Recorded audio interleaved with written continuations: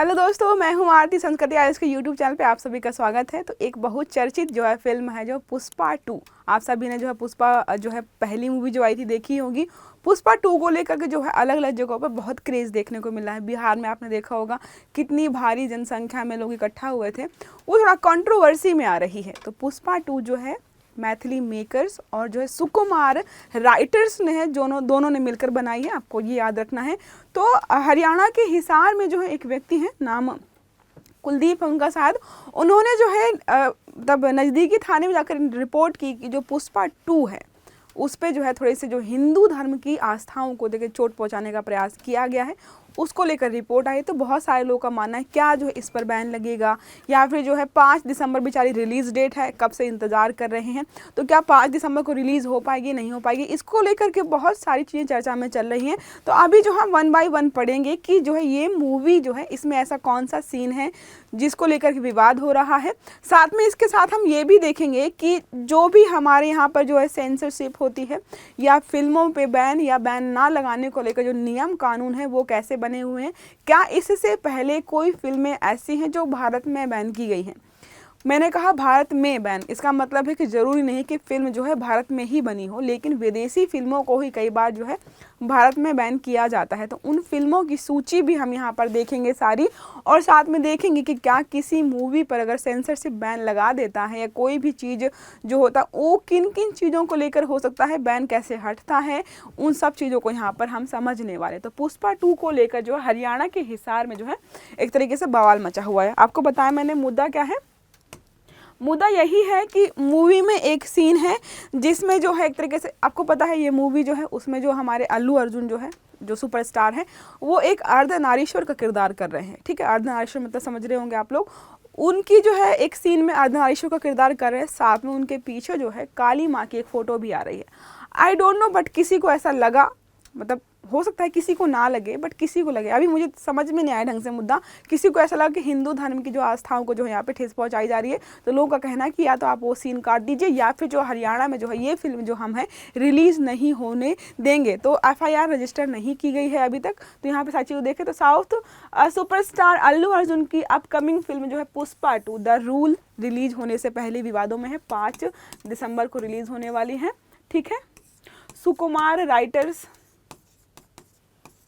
ठीक है, ये जो है बना रहे हैं मूवी। हरियाणा के हिसार में फिल्म पर यहाँ पे विरोध किया गया रहा, यहाँ पे बैन लगाने की बात की जा रही है। आपको बता ही दिया कि एक सीन है जहाँ पर धार्मिक सीन किया गया है और हिंदू धर्म की भावनाओं को लेकर के यहाँ पे बात उठाई गई है। काली माँ और अल्लू अर्जुन के अर्धनारीश्वर के जो रूप है उसको लेकर के बात की कि आप जो है इस सीन को हटाइए, वरना जो है हम यहाँ पे मूवी को जो है रिलीज़ नहीं होने देंगे। साथ में अभी ये भी बात चल कि भाई क्लाइमैक्स सीन जो है इसका अभी तक शूट वैसे भी नहीं हो पाया है और भी समस्याएँ हैं यहाँ पर। दो पहले तो FIR दर्ज नहीं की गई है, क्यों नहीं की गई इसको बताऊंगी मैं। साथ में क्लाइमैक्स से सीन शूट नहीं गई, ये हमारे लिए फिल्म के लिए बहुत फिल्म कह रही हूँ, हमारी परीक्षा के लिहाज से ये जो फैक्ट्स हैं ये ज़रूरी नहीं है। बस आप याद रखिएगा कि मूवी का डायरेक्टर कौन है, सुकुमार राइटर्स बोलते हैं मैथिली, और एक नाम है मैथिली और जो है सुकुमार, जो 2 लोगों ने मिलकर इसको बनाया हुआ है। ठीक है, कई बार होता है शायद 2023 के UPSC एग्जाम में बाहुबली के सॉन्ग राइटर या डायरेक्टर का नाम पूछा था और कई लोग गलत करके आए हुए थे, इसलिए मैंने यहाँ पे नाम बताया है। अब यहाँ पे अगर बात करें कि प्रतिबंध झेलने वाली क्या पहली मूवी है, तो आपने पद्मावत को देखा ही तो कितने बड़े लेवल पे गई थी। तो इसके पहले भी बहुत सारी फिल्में 43 फिल्में जो है यहाँ पर बैन हो चुकी थी। बात करें सबसे पहली फिल्म जो थी, सबसे पहली फिल्म थी 1955 में समर टाइम्स। यहाँ पर जो है नेहरू परिवार से संबंधित कुछ गलत चीज़ें दिखाई गई थी जिसकी वजह से जो है भारत में इसको बैन किया गया था। ठीक है, एक मोस्ट इम्पोर्टेंट बता दूँ अगर कि यहाँ पर बहुत सारी फिल्में ऐसी जिन पर प्रतिबंध लगाया गया, लेकिन कई फिल्में ऐसी भी जिनको बाद में हरी झंडी दिखाई गई। तो यहाँ पर ऐसा नहीं है कि एक बार बैन लगा दिया गया तो वो मूवी जो है बिल्कुल बैन हो जाएगी, नहीं। सूची देखें तो पहली है 1955 में समर टाइम्स, 1959 में नील अक्षर, फिर 1963 में गोकुल शंकर, 1973 में गरम हवा, 1975 में आंधी, और भी बहुत सारी फिल्मों की यहाँ पर सूची दी गई है। 43। तो 43 फिल्में अभी तक ऐसी हैं जिनको जो है भारत सरकार या भारत में जो है बैन किया जा चुका है। ठीक है, देखो ये सारी सूची है अलग अलग बहुत सारी। ठीक है। अब यहाँ पे हम बात करते हैं कुछ प्रावधान कि क्या भारत सरकार में फिल्मों को लेकर के कोई प्रावधान है। तो देखो, अगर बैन करने की बात आती है तो अगर कोई मूवी ऐसी है जो धार्मिक भावनाओं को आहत कर रही है, किसी समाज को या किसी धर्म विशेष को आहत कर रही है, किसी मतलब हो सकता है कि किसी जाति विशेष को वहाँ पर ऐसी चीज़ें लेकर बोली गई हों जो कि खिलाफ हो या समाज में जो हिंसा भड़क सकती है, तो इन सब चीज़ों को ध्यान में रखा जाता है कि किसी भी समाज, धर्म, परिवेश या फिर संस्था को लेकर के वहाँ पे कोई ऐसे शब्द, ऐसे डायलॉग्स या फिर ऐसे सीन ना हो। अगर ऐसे होते हैं तो सेंसरशिप के द्वारा वहाँ पर जो हमारे चीज़ें मूवीज़ वगैरह हैं उन पर बैन लगाया जा सकता है, या फिर उम्मीद की जाती है कि भाई आप उस सीन को जो है कट कर दीजिए, अदरवाइज़ आपकी मूवी जो है रिलीज़ नहीं हो पाएगी। बात करें हमारे यहाँ पर नियमों और कानूनों की, तो केंद्र सरकार सिनेमेटोग्राफी एक्ट 1952 के तहत सेंसर बोर्ड से सर्टिफिकेट मिलने के बावजूद भी जो है फिल्म पर बैन लगा सकती है। हो सकता है कि सेंसरशिप जो बोर्ड हमारा है वो आपकी मूवी को अप्रूवल दे दे कि जाओ ठीक है दिखा दो, कोई समस्या नहीं है, क्योंकि विचारों का यहाँ पे अंतर है। हो सकता है कि उनको विचारों में लगे ठीक है कोई सीन जो है बहुत सीरियस नहीं है, लेकिन बाद में हमारी जो एक्ट जो हमारा यहाँ पे 1952 है उसके तहत जो है बाद में भी उस पर बैन लगाया जा सकता है।